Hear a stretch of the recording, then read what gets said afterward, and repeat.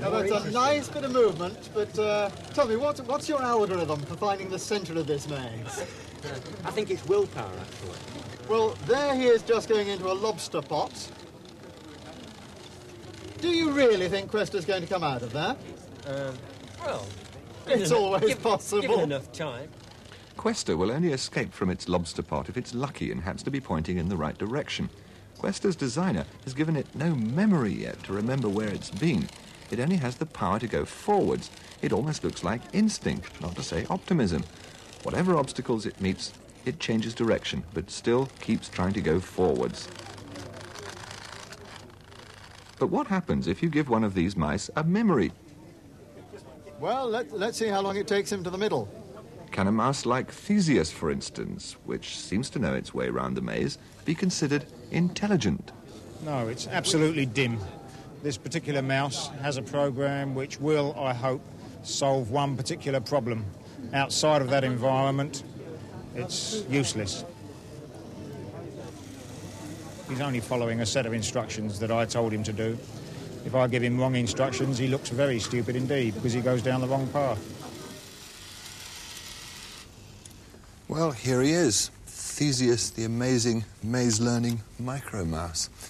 Now, the program has two quite separate functions. I'll really show you. Take off the mouse part. Sorry, old chap.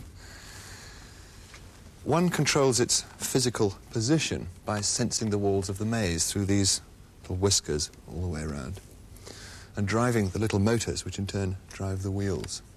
And the other works out where the device is in the maze and navigates it to the centre by the shortest possible route. The whole operation is controlled by an ordinary low-cost microcomputer, the sort you can buy in the high street. I can prove just how normal it is by making it look like the micro we know and love.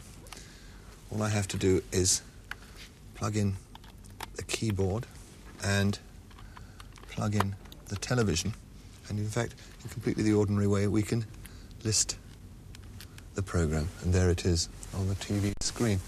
And that's the program that makes Theseus such a terrific navigator. Now, Mac, the actual mechanics of it are those little metal whiskers, which are like a real mouse's whiskers, sort of detecting where the walls are and switching motors on and off, is that right? Yes, and also sending signals to the computer, which are, again, on-off signals when it detects the end of a wall, so the computer can form the maze. So there's a lot of switching going on. That's right. And I can show you some switching here. If you take this ordinary little calculator with a liquid crystal display, though each of those numbers has 7 possible positions that can be illuminated. Yeah. By various combinations of these 7 possible positions, you can form each